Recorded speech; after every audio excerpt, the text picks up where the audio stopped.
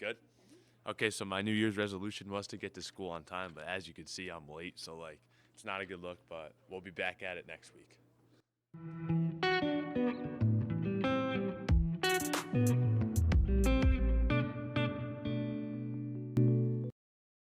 I'm determined to not let senioritis hit. I want to read books. My New Year's resolution is go to Colorado, work out there, and backpack. All right, my New Year's resolution is to turn in my late media study projects. My New Year's resolution is to finish an entire tube of chapstick.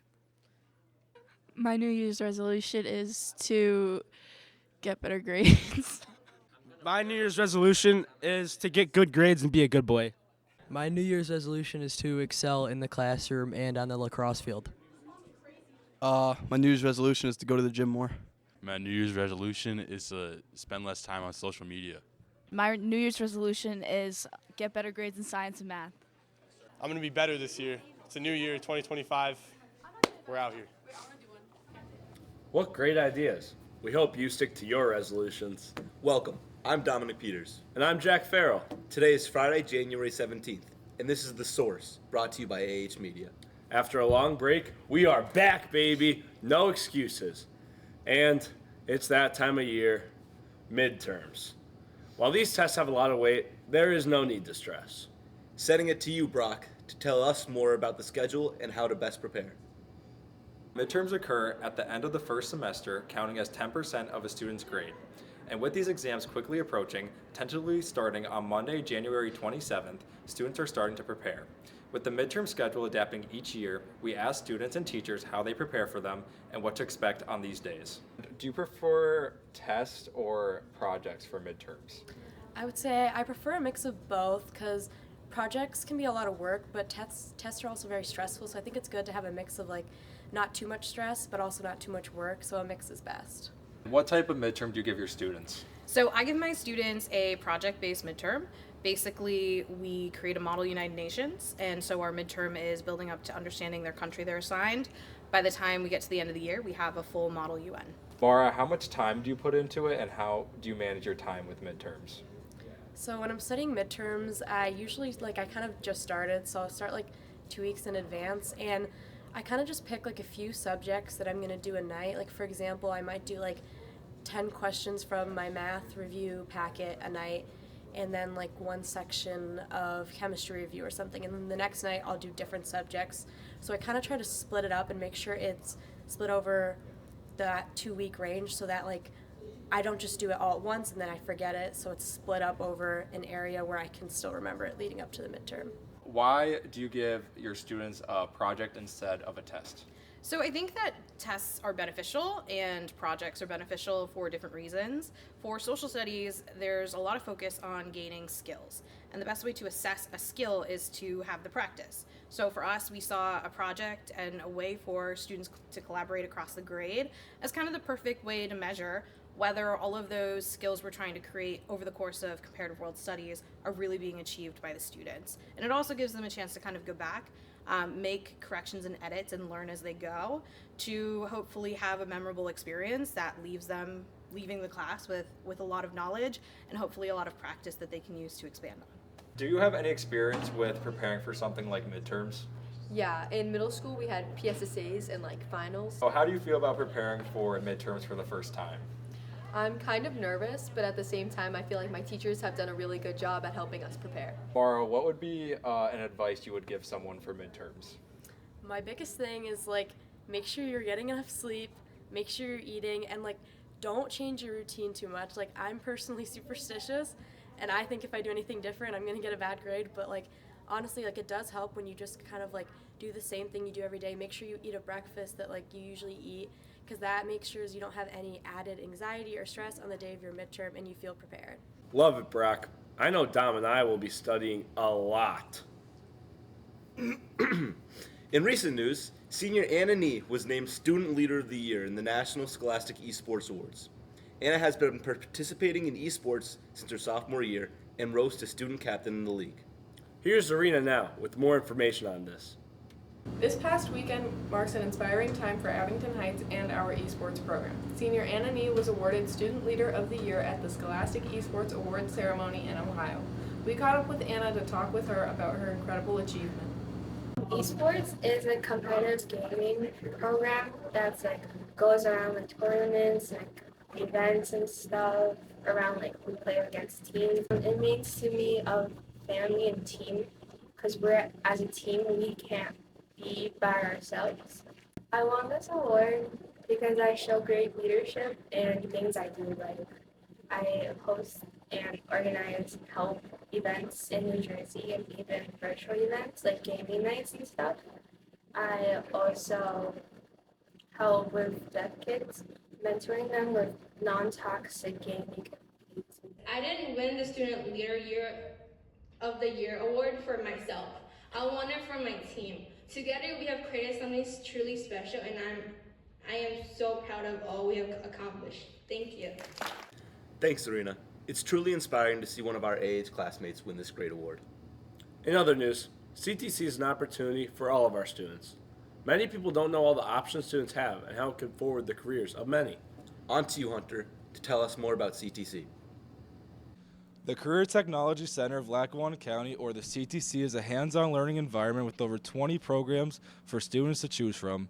Through this program, students can find their interests in classes that aren't available at Abington Heights High School and earn industry certifications that can help guide their future career or go straight into the workforce.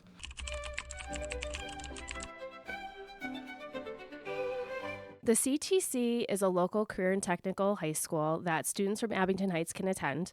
They have a lot of amazing opportunities and programs for students to participate in. They have over 20 different programs, and we have students this year participating in a variety of them, from carpentry to HVAC to creative communications to healthcare to business trade maintenance, childcare. So there's a lot of great opportunities for students there. And while students are attending CTC, they're also able to earn a lot of certifications that can help them with their future careers. When students, if they begin at CTC as a sophomore, they typically take the bus here to Abington, and then they get on a second bus that leaves here at 8 a.m. and takes them to CTC for the morning. While they're at CTC, they take a math class, and then they participate in their program area.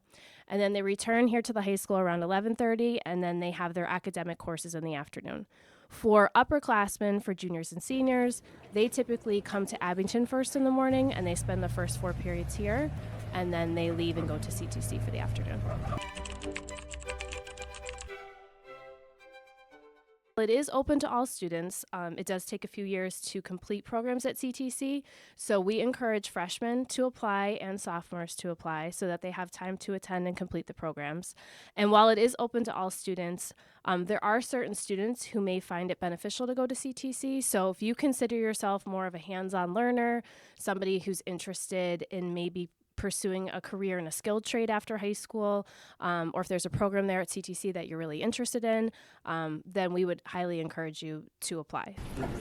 And from Carbon Career, Jake from State Farm.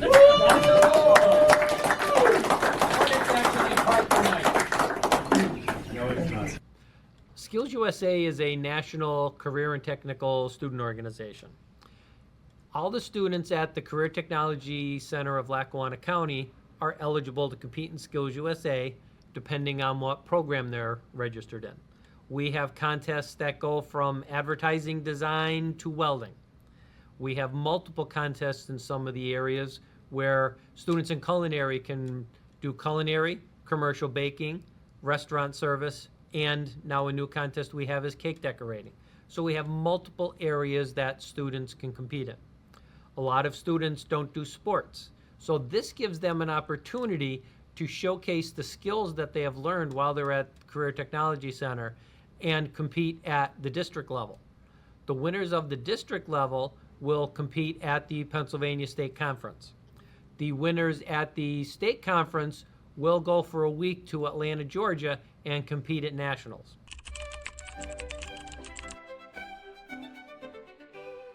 My experience at CTC has been fantastic. I've learned a lot. I've increased my skills by quite a large amount, and I've made a lot of very close friends who I appreciate dearly. It has been really amazing. There are a lot of amazing people here, and The teachers are amazing. They inspire all of the kids here, and it's just really good. You get to really be passionate about whatever you want to be, and get to like build off of it. It's amazing. Like, don't get me wrong, it can be challenging, but it's amazing. I've met most of my best friends here and kind of found my group. Absolutely, I think it's possibly one of the best opportunities to find your niche, find a group of people who think like you, make close friends, and have a good time at school. Really follow your passion and don't focus on the money. Focus about what you would want to do for the rest of your life. And if CTC offers it, then just go for it. Definitely. And I would probably say, yeah, it is a little challenging sometimes, but when you get done and you like push yourself harder, it definitely makes you feel better. Like, you're proud of the accomplishment, you're proud of the fact that you pushed yourself, you're confident. Like, it definitely gives you a new sense of confidence. If students are interested in CTC, where can they learn more information and even apply? So for students who are interested in CTC, we did have some opportunities earlier this year to find out more information about that. So we had a presentation in the fall and we had a field trip that we took to CTC. If you were not able to attend either of those, you can still check out their website. They have a ton of information on their website, or stop in to see your school counselor and get more information. The application is actually available online. We try to tell our students to hold off a little bit in applying until usually later in the spring, March or April. So we will put out more information about that. There is one more opportunity to visit CTC, which usually takes place in March, where students have the opportunity to shadow for a morning. So if they have a program they're interested in, they can sign up to shadow. And then after that, we usually encourage students to apply. So it is an online application. If you have more questions, you could see your counselor, but the deadline won't be till probably early April. Thank you, Ms. Pardue. Back to the studio. Wow, what a great opportunity. For this week's Club Spotlight, we decided to take a deep dive into Help Club.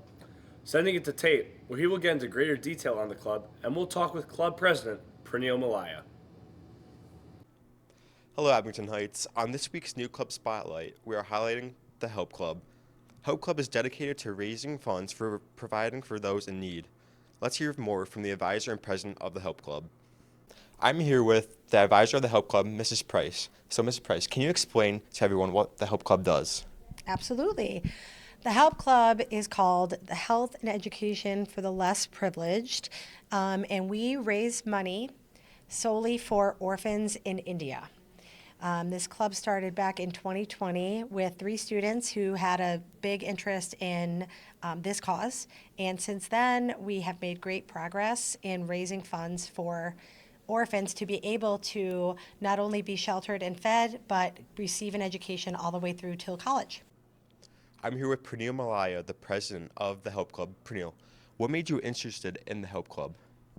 Jake, basically like how well versed they are in the community. I joined when I was a freshman, and I just saw how well they conducted their meetings, how well they conducted their fundraisers, and I just thought that it would be a great way for me to be part of that community. And now here I am, president of the Help Club. We have a financial goal every year of raising at least $10,000. We've gone beyond that each and every year so far. We are over $40,000 already in the time that we have been doing what we're doing. So the $10,000 is run through Krispy Kreme fundraisers, Chipotle fundraisers. We do a talent show. We do all sorts of different fundraisers where every single dime goes to the kids. We have a GoFundMe link that we use. We take private donations. $10,000, believe it or not, in India takes a child all the way through school to the end of their college degree. So it's called in perpetuity. And when we do that, a child gets a better chance at being successful. Thank you, Ms. Price. You're welcome. Back to Jack and Dom in the studio. Wow, Dom. Look at all these great clubs and opportunities we have in our local community. It is truly amazing, Jack. But I think we need to give credit where credit is due. 100%. Help Club is great, and Pranil's been a great leader ever since he grew that mustache. Well, that's all for today, folks. Thanks for watching, and leave suggestions for next episode in the comments. Join us next time on The Source.